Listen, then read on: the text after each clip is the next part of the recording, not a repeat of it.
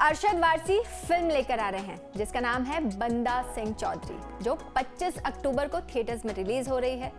Film की खास बात यह है कि ये असली कहानी पर बनी है। कहानी का प्लॉट 1971 का है, जब भारत और पाकिस्तान की लड़ाई हुई थी। इस लड़ाई का असर पूरे भारत पर पड़ा, खासतौर से पंजाब पर, जहां सिख और हिंदू समुदाय के बीच हिंसा की आग भड़कने लगी थी।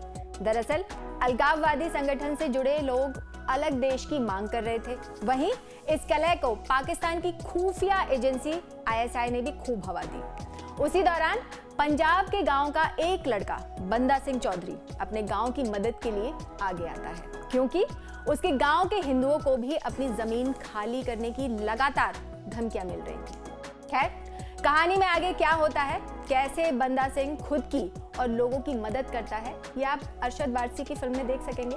क्योंकि सब कुछ मैं ही बता दूंगी तो फिर आप फिल्म क्यों देखेंगे। वैसे सिर्फ बंदा सिंह चौधरी ही नहीं, रियल स्टोरीज और क्राइम पर बहुत सी फिल्में और सीरीज बन चुकी हैं। इनमें से कुछ तो रिलीज भी हो चुकी है और इन्हीं में से कुछ की आज आपके लिए एक लिस्ट लेकर आए हैं।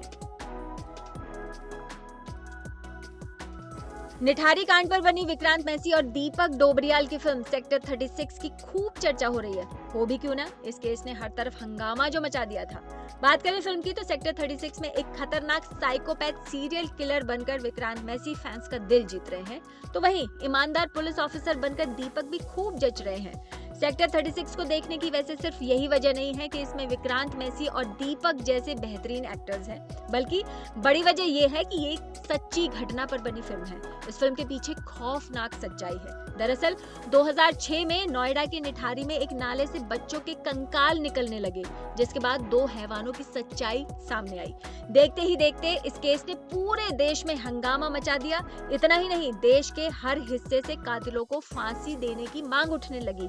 वैसे आपको बता दें कि भारत में अदालत ही किसी को फांसी या उम्र कैद देने का फैसला रखती है। खैर, बात निठारी कांड की करते हैं। 2007 में CBI ने ये केस पूरी तरह से अपने हाथों में ले लिया। आपको बता दें कि नोएडा की निठारी में 2 हैवानों ने 17 बच्चों का शिकार किया था। वो बच्चों को अपनी कोठी पर किसी बहाने से बुलाते और उनके साथ दुष्कर्म करते। इतने से भी मन नहीं भरता तो वो बच्चों का गला दबाकर उन्हें मारते और फिर उनके छोटे छोटे टुकड़े करके कोठी के पीछे वाले नाले में फेंक देते थे। हालांकि पुलिस ने भी कोठी के मालिक मोनिंदर सिंह पंढेर और उसके नौकर सुरेंद्र कोली की करतूतों को सामने लाने में पूरी जान लगा दी। 2011 में दोनों को कोर्ट ने फांसी की सजा सुनाई। इसके बाद सुप्रीम कोर्ट तक मामला पहुंचा। फिलहाल मोनिंदर सिंह पंढेर जेल से बाहर है और सुरेंद्र कोली जेल में बंद है। निठारी कांड के बाद अब बढ़ते हैं दिल्ली के उस केस की तरफ जिसने पूरे देश को शर्मसार कर दिया था। 2012 में हुए निर्भया केस का नाम सुनकर हर इंसान का दिल और दिमाग सिर्फ गुस्से से भर जाता है। 6 अपराधियों ने हैवानियत की सारी हदों को पार करके पैरामेडिकल छात्रा के साथ बस में दुष्कर्म किया और उसे मरने के लिए छोड़ दिया। उस वक्त ये केस सड़कों से लेकर संसद तक गूंजा था। केस के सभी आरोपियों ड्राइवर राम सिंह, पवन गुप्ता, विनय गुप्ता, अक्षय ठाकुर, मुकेश सिंह और एक नाबालिग को पुलिस ने गिरफ्तार किया। इनमें से बस ड्राइवर ने तिहाड़ जेल में ट्रायल के दौरान सुसाइड कर ली और नाबालिग को 3 साल की सजा सुनाई गई। हालांकि राम सिंह के सुसाइड पर सवाल भी उठे। कई सालों तक कानूनी लड़ाई के बाद 20 मार्च 2020 को निर्भया केस के 4 दोषियों को तिहाड़ जेल में फांसी दी गई। इस केस पर दिल्ली क्राइम नाम की एक वेब सीरीज बन चुकी है जो 2019 में रिलीज हुई थी। इस नेटफ्लिक्स सीरीज में शेफाली शाह और रसिका दुग्गल जैसे कलाकार लीड रोल में हैं। मेघना गुलजार की डायरेक्शन में बनी फिल्म तलवार आरुषि तलवार डबल मर्डर केस पर बनी है। दरअसल मई 2008 में तलवार फैमिली के नोएडा वाले घर में उनकी बेटी आरुषि को उसके कमरे में मरा हुआ पाया गया।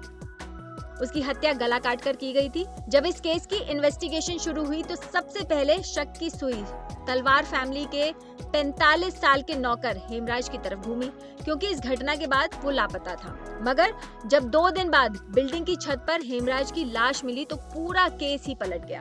केस की छानबीन जैसे जैसे आगे बढ़ती गई वैसे वैसे नए नए खुलासे होते गए। फिर 5 साल बाद कोर्ट ने आरुषि और हेमराज के मर्डर केस में आरुषि के माता पिता नुपुर और राजेश तलवार को उम्र कैद की सजा सुनाई। हालांकि सबूतों की कमी की वजह से दोनों को साल 2017 में रिहा कर दिया गया।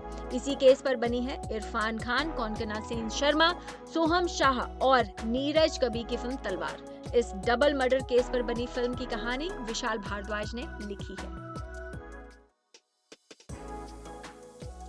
दिल्ली की model Jessica Lal murder case पर बनी film no one killed Jessica 2011 में रिलीज हुई थी। रानी मुखर्जी और विद्या बालन ने इस फिल्म में बेहतरीन काम किया। राजकुमार गुप्ता के डायरेक्शन में बनी ये फिल्म अगर आपने नहीं देखी तो जरूर देखें, क्योंकि इसमें दिखाया गया है कि किसी इंसान की जिंदगी एक गिलास शराब की कीमत से भी कम हो सकती है। खैर, जेसिका लाल हत्याकांड के बारे में अगर आप नहीं जानते तो मैं बता देती हूँ। दरअसल मेहरौली की कुतुब कॉलोनेड हवेली के अंदर सालों पहले एक रेस्टोरेंट हुआ करता था जिसका नाम था टैमरिंड कोर्ट। बीना रमानी और उनके पति जॉर्ज इसके मालिक थे। उनकी बेटी मालिनी रमानी बड़ी मॉडल बनना चाहती थी। 29 अप्रैल का दिन था, बहुत खास था, क्योंकि बीना के पति जॉर्ज कनाडा जा रहे थे। इसी के चलते रेस्टोरेंट में एक फेयरवेल पार्टी रखी गई। हाई क्लास लोगों की पार्टी थी तो वेटरिंग के लिए भी खास इंतजाम किया गया था। ऐसे में मालिनी ने अपनी दोस्त जेसिका लाल को बार टेंडिंग का ऑफर दिया, जिसके लिए वो राजी भी हो गई। रात 12 बजे जब पार्टी खत्म होने को थी तब एक शख्स अपने 3 दोस्तों के साथ वहां एंट्री करता है। उस वक्त जेसिका लाल और उसका एक दोस्त शायन मुंशी बार टेंडिंग कर रहे थे। बार काउंटर पर जाकर मनु ने शराब मांगी तो जेसिका ने बताया कि शराब खत्म हो गई है। जेसिका के बार बार मना करने पर मनु को अपने दोस्तों के सामने बेइज्जती सी महसूस हुई। गुस्से में आकर मनु शर्मा ने अपनी जेब से पिस्तौल निकाली और जेसिका पर चला दी। क्योंकि मर्डर हुआ था तो पुलिस की छानबीन तो होनी ही थी। वहीं उस पार्टी में करीब 100 लोग मौजूद थे, जिसमें से ज्यादातर ने मनु को गोली चलाते देखा भी था। लेकिन जब कोर्ट में गवाही देने की बात आई तो एक एक शख्स मुकर गया। 6 साल ये केस कोर्ट में चला, लेकिन सबूत और गवाह नहीं मिलने की वजह से इससे जुड़े सभी लोगों को कोर्ट ने रिहा कर दिया। मगर मीडिया ने इस केस को सुलझाने में बड़ी भूमिका निभाई। स्टिंग ऑपरेशन में कातिल का पता चल ही गया।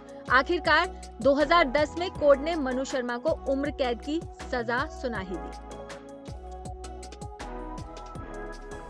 दिल्ली के बुराड़ी में एक ही घर में 11 लाशों को देखकर हर तरफ हंगामा मच गया था।